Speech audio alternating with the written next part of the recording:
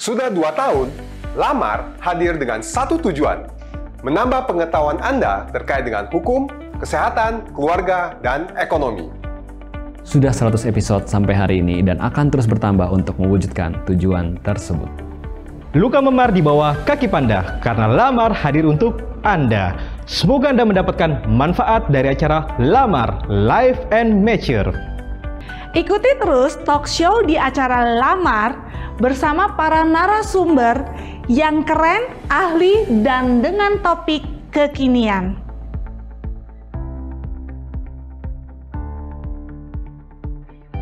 Tapi begitu kita sadar pikiran dan pelopor, kita bisa sadar, aku harusnya mikirnya terbalik gitu. Aku harusnya mikirnya yang positif dong gitu, bahwa aku bisa gitu ya, dari aku nggak bisa jadi aku bisa gitu. Jadi dari misalnya orang-orang sekeliling aku jahat misalnya, berubah jadi orang-orang di sekeliling aku punya masalahnya masing-masing misalnya. Jangan berikan dia terlalu banyak panggung atau slot penampilan gitu ya, sehingga dia harus menyadari bahwa penampilan dia ya tidak bisa mendapat perhatian terlalu banyak. Karena satu tanahnya cuma satu, suratnya mungkin ada 6, 7, bahkan lebih. Nah ruwet kan? Lalu orang mengaku, ini punya gua, ini punya gua. Nah, sebenarnya punya siapa? Ciri-ciri awal yang lain, lalu nanti akhirnya misalnya gejala itu makin lama makin berat itu dengan makin jauh dia lupanya. Lupa kejadian yang, jadi memori jangka pendeknya jelek, kemudian jangka panjangnya, jangka menengahnya juga mulai menjelek gitu ya. Yang biasanya sangat kuat itu menempel tuh memori jangka panjang. Bahkan saya sering mengalami pasien-pasiennya lalu seolah-olah hidup di masa lampau. Padahal sebenarnya seperti Sang Buddha bilang, apa yang di depan mata jalanin. Baik, jalanin, buruk, jalanin gitu loh. Gitu. Jangan terlalu lebay. Gitu ya, lagi yang ketemu itu jadi victim, begitu ketemu langsung berasa oke. Financial freedom gitu loh. Nggak ada gitu, nggak ada teman-teman. Di sini perbedaan harus kita sikapi dengan positif. Kita harus listening. Kita harus mendengar dengan baik, kita memahami, mencerna, ya kan? Apakah usulan atau perbedaan ini menjadi hal yang positif untuk mencapai goal setting kita.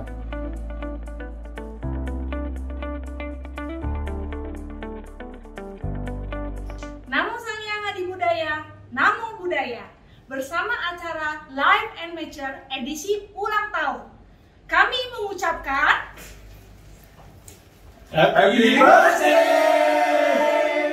untuk acara Lamar yang ke-2. Semoga kami dapat memberikan lebih banyak manfaat lagi kepada para sidier. Dan kami juga mengucapkan terima kasih kepada Dapur Sidi sudah menyediakan konsumsi bagi kami semua.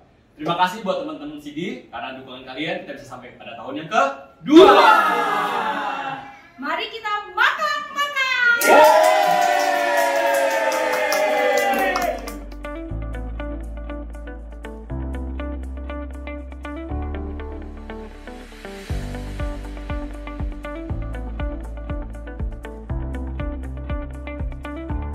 Halo semua. Baiklah teman-teman, kita hari ini akan ngobrol-ngobrol singkat dengan host Lamar tentang perjalanan kita selama 2 tahun ini. Oke, untuk pertama saya pengen nanya sama Ko Wahyudi dulu nih, sebagai host yang paling senior. Luar biasa, padahal kita baru ya, Ci. Suhu kita. Oh, Ini dari awal pertama lamar nih, Wis. Iya, pendiri Lamar. Nah, berarti pengalaman paling banyak dong. Oh, iya, nah, ada nggak sih pengalaman yang menarik kok? Maksudnya kita kan lamar ini untuk mendukung CD Counseling nih. Ada nggak sih pengalaman tentang CD Counseling yang menarik buat Koko nih? Kalau misalnya CD Counseling yang menarik itu, ya ada beberapa. Tapi yang paling menarik itu waktu itu ada 2 anak muda. Kenapa tuh? Bilang mereka belum menemukan apa yang mereka mau. Nah itu kan biasa ya persoalan di anak muda baru lulus gitu ya. Terus kemudian kenapa sulit dapat pekerjaan atau pekerjaannya kenapa nggak cocok, merasa nggak cocok gitu. Nah itu adalah konseling terkait dengan hal tersebut. Nah kenapa menariknya? Nah di sini menarik gitu. Jadi artinya bagi saya ada orang yang dia baru melamar 3 bulan, terus kemudian berharap langsung mendapatkan pekerjaan. Jadi seringkali anak muda ini nggak sabar. Nah, karena dia nggak sabar, lalu kemudian dia merasa ada yang salah dengan dirinya gitu. Nah, di situ membuat saya berpikir, jangan-jangan banyak orang yang sebenarnya nggak ada masalah, tapi karena dia nggak sabar aja, dia merasa dia punya masalah gitu, sehingga dia mencari seorang konselor. Tapi beruntung juga sih, mereka datang konsultasi, ngobrol dengan kita gitu, sehingga dia tahu bahwa tidak ada yang salah dengan diri gua. Ini hanya soal gua mau bersabar atau tidak gitu. Oke, nah kita sekarang ke senior kedua, kakak kedua nih, Cieni. Kalau dari Cieni ada nggak nih pengalaman yang menarik? Kalau dari CD Counseling sih pengalaman menarik itu pernah ada kasus KDRT. Apa tuh Ci? Boleh cerita nggak? Itu kebetulan juga memang kenal juga sama kliennya. Dan akhirnya saya kenalin ke salah satu konselor kita yang memang dia memang spesifikasinya membantu sebagai konselor kalau tentang perkawinan ya kalau nggak salah ya. Nah waktu saya ketemu sama dia, konselor kita sampai meluangkan waktunya untuk bertemu sama klien kita itu, dan kalau nggak salah sampai 2-3 jam itu benar-benar, dan itu benar-benar kita dia menggali kasus masalah KDRT itu kayak benar-benar dari basicnya, dari dasarnya, yang kadang-kadang yang diomongin, yang dinasehatin, yang dikasih saja sama konselor kita itu yang memang kadang-kadang kita nggak kepikir, gitu loh. Opsinya, dari sudut pandangnya seperti apa, sehingga itu menyebabkan oh ya memang konselor itu memang beda ya, gitu ya. Ketika mereka memberikan advice yang memang itu memang perlu dibutuhkan sama orang-orang yang memang lagi ada masalah, gitu. Mungkin dari Ko Wahyudi boleh cerita sedikit, mungkin teman-teman ada nggak? Mungkin teman-teman di luar sana ada yang takut gitu ya kalau mau cerita ya. Nah itu yang kita tahu ya, bahwa di situasi saat ini dengan berbagai persoalan yang dihadapi ya, saya dengan sebuah kesadaran juga bahwa mental health menjadi satu hal yang kita perlu sadari gitu, dan berkomunikasi dengan orang-orang yang mengerti untuk memfasilitasi kesadaran untuk menghadapi kerumitan di dalam kepala itu menjadi sangat penting, daripada tidak dibicarakan akhirnya terjebak di dalam proses berpikir sendiri dan merasa tidak punya jalan keluar, tidak berdaya, dan kita jangan sampai kemudian mengambil sebuah keputusan yang akan merugikan diri sendiri dan banyak orang. Untuk itu komunikasikan dengan konselor, dan itu tidak ada yang masalah, tidak ada yang salah dengan hal tersebut. Jadi komunikasikan dengan teman-teman orang yang mengerti untuk counseling, dan di sini kami di CD Counseling kita punya konselor-konselor yang profesional yang siap untuk membantu teman-teman yang membutuhkan bagaimana mengatasi, bagaimana melegakan perasaan-perasaan yang tidak memberdayakan ini. Silakan hubungi kami di CD Counseling ya. Ya mungkin itu bisa salah satu yang menjadi membantu teman-teman atau menjawab keresahan dari teman-teman juga ya. Karena kadang-kadang yang namanya setiap masalah itu nggak tentu, kadang-kadang misalnya nih kayak kasus KDRT, kita kadang-kadang merasa bahwa oh yang memukul itu salah, tapi dalam sebuah rumah tangga kadang-kadang itu masalah itu tuh nggak cuma bisa dilihat dari satu sisi. Nah bagaimana cara melihat sisi yang tepat itu dibutuhkan konselor profesional sebenarnya.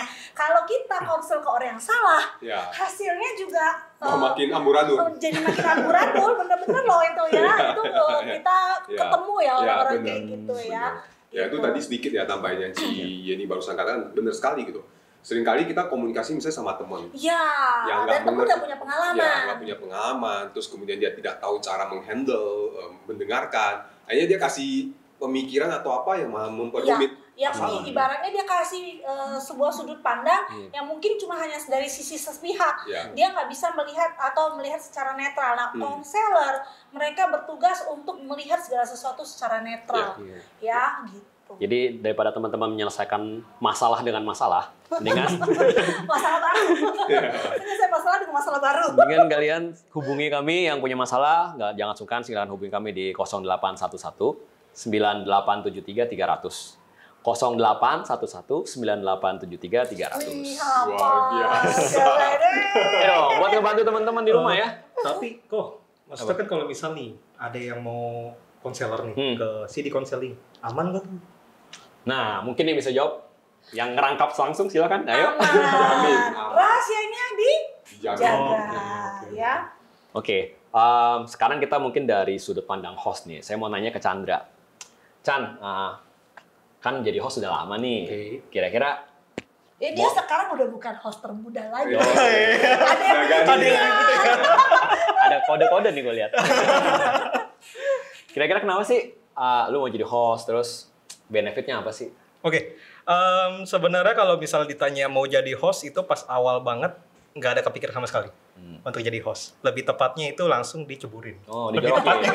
Luar biasa ya. Udah gitu ini ya, maksudnya pengalaman pertamanya sih itu jujur paling memorable sampai sekarang, itu paling unik. Satu, udah benar-benar tiba-tiba langsung diterjunin jadi host. Dua, langsung dapatnya 2 narasumber. Ketiga, dua-dua narasumbernya itu pada bilang, saya nggak pandai ngomong nih, saya ntar takutnya nih. Nah di situ sih saya ini ya, maksudnya walaupun nggak, tapi ini Ci, untungnya ya pada saat itu saya bukan jiper. Saya berusaha terlihat profesional aja, soalnya kan gini ya, narasumber dua-duanya udah jiper tuh dua-duanya depan kamera. Kalau misalkan tambah saya, ntar yang ada tuh acara udah kayak kuburan tuh, diem semua. Jiper bareng. Iya. Nah makanya di situ kan karena saya mikir kayak gitu, wah saya harus terlihat profesional nih, seakan-akan saya emang udah sering host, padahal belum pernah host tuh pada saat itu kan, baru itu pertama. Kan pada saat narasumber dia bilang, iya saya nggak biasa ngomong depan kamera ini. Oh tenang Ci, kita acara lamar itu kok kayak ngobrol-ngobrol biasa, ntar juga 45 menit nggak berasa kok, tenang, ntar saya ngatur Ci. Nah syukur-syukur sih pada saat pertama kalinya itu, ya terutama dari ini ya, dari Ci Irma ya, yang ini maksudnya salah satu yang Mak gengnya kita. Iya, geng kita. Nah, jadi pas selesai acara, Ci Irma itu mukanya juga kayak kaget, Chance lu bisa nge-host gitu. Sampai kayak gitu sih. Nah, maksudnya di situ emang nggak nyangka juga ternyata, oh iya. Menemukan potensi baru. Ya, itu salah satu ya. Ya jadinya gara-gara udah enak jadi keterusan ya sampai sekarang. Berarti udah boleh sering-sering host nih. Atau buat teman-teman yang nonton yang pengen buat acara mau cari host juga boleh hubungi Chance. Oh gitu, cari MC boleh. Ya, terus sama ini juga, maksudnya untungnya ya pada saat saya jadi nge-host itu juga nggak langsung kayak tiba-tiba dilempar gitu aja, tapi emang pada saat awal dan maksudnya emang benar-benar diajarin gimana openingnya, gimana nanti apa yang mau ditanya itu, terus kita mau fokus bahasnya apa. Nah itu emang benar-benar kita diajarin kok. Jadi buat teman-teman nih, ya benar dibantu. Jadi buat teman-teman kalau misalkan nih, contohnya kayak sekarang nih ya, Koetwin ya, ini yang baru juga nih. Host junior kita. Serangan balik nih gue lihat. Ya maksudnya kalau misal kayak contoh Koetwin boleh nih, maksudnya kan Koetwin kan juga baru nih ya, baru jadi host. Nah, Koetwin sendiri gimana perasaannya? Perasaannya gimana tuh? Pengalamannya sama ya, dijorokin juga. Oh gitu. Tapi tentunya jorokinnya begini, minggu depan Edwin jadi host ya. Ya untung loh. Sebenarnya kalau saya sih dijorokinnya bukan sama Cici sama Koko di sini sih, tapi sama narasumbernya. Oh iya. Oh iya, ingat. Narasumbernya langsung to the point ya. Jadi buat teman-teman yang mau tahu narasumber siapa, silakan ya di subscribe terus kamu cek aja tuh. Lihat pertama kali yang Koetwin jadi host, nah itu narasumbernya tuh. Jadi waktu itu narasumbernya spill aja nggak apa-apa ya. Cihani waktu itu ada bilang, pokoknya waktu itu saya ada sharing sama dia. Cihani itu memang, menurut saya memang, saya tertarik sama dia tentang yang hutang waktu itu. Oke. Bahas tentang hutang. Ya kebetulan memang saya juga lagi ada hutang. Jadi saya merasa, sebenarnya kasta awal saya PIC. PIC itu yang ngatur ini kan, narasumbernya siapa, segala macam. Kasta. Kasta.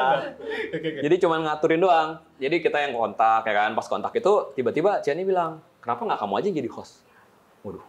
Ya, waduh, gimana nih?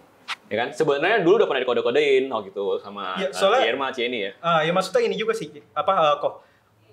teman-teman yang lain pun, maksudnya bahkan di luar kita ya sebagai host ya, kayak mungkin aktivis-aktivis atau pengurus yang lain ngelihat Koko juga emang, Koetwin ini kenapa nggak jadi host aja? Masa ada potensinya, orang-orang pun juga melihat itu gitu. Nah, pada prinsipnya di acara lamar itu selama siapapun yang bergabung sama kita, kalau kita bisa ngeliat potensi, ya kita dorong-dorong. Yeah. Menemukan bakatnya. Dan kamu merasa begini dorong-dorong? Dirasa didorong, iya. Saya merasa teman-teman di sini support dan saya senangnya, maksudnya kita dia kasih kesempatan. Terus saya juga sebenarnya ingat sama salah satu senior saya lah di organisasi yang lain, dia ada bilang, kalau kamu mau tunggu sempurna ya kamu nggak akan pernah coba. Jadi saya merasa ya udahlah, nggak ada saya dikasih kesempatan, saya coba gitu ya. Terus juga maksudnya Cihan juga bilang, kalau kamu berani nge-host, nggak asal-asalan, berarti kamu juga kemungkinan di hidup kamu yang lain juga kamu mungkin akan lebih serius. Karena bisa dibilang ini keluar dari zona nyaman saya.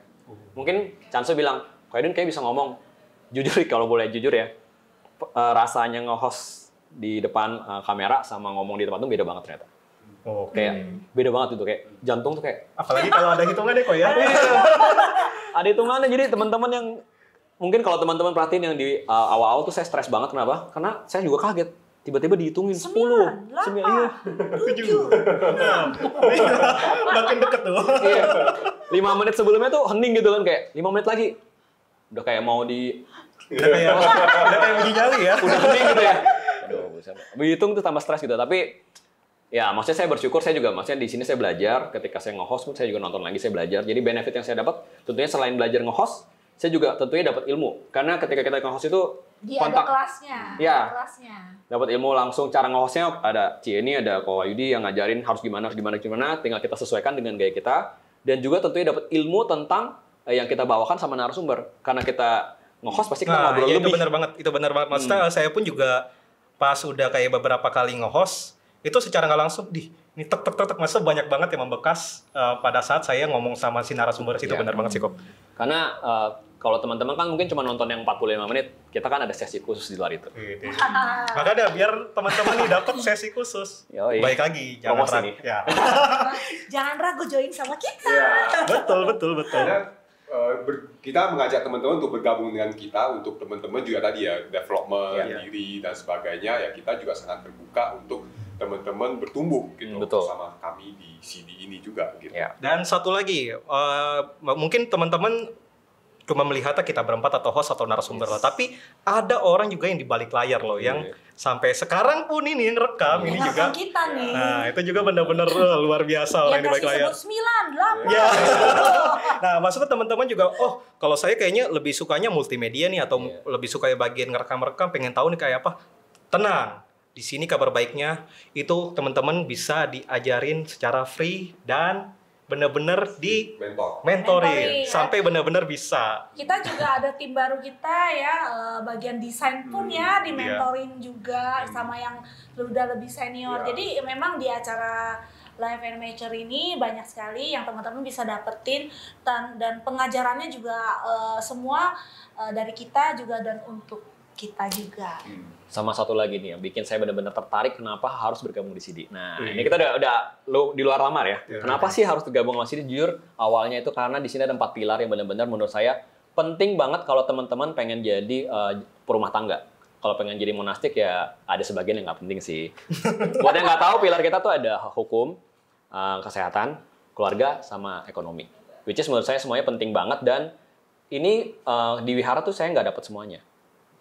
Ya, saya nggak diajari tentang finansial segala macam, padahal penting untuk kita terutama yang keluarga Buddhis ya, itu saya cuma dapat di sini gitu. Jadi menurut saya buat teman-teman yang pengen dapetin ilmu, sarjana profesional Buddhis Indonesia. Ya. Nah, terus kalau misal teman-teman, saya pengen join, cuman saya nggak mau jadi pengurus lah, pengennya jadi aktivis saja. Boleh banget. Jadi segera hubungin CD. Sama ya teman-teman ya. Sama. Berapa nomornya? 08119873 300. Nanti dengan Ibu Ayu tanggalnya, Bu aku pengen gabung di CD ya Bu. Cus. Daftar. Oke, mungkin segitu aja kali ya sharing kita ya. Oke, selanjutnya teman-teman boleh saksikan perjalanan kita selama 2 tahun ini. Silakan. Dadah. Oke.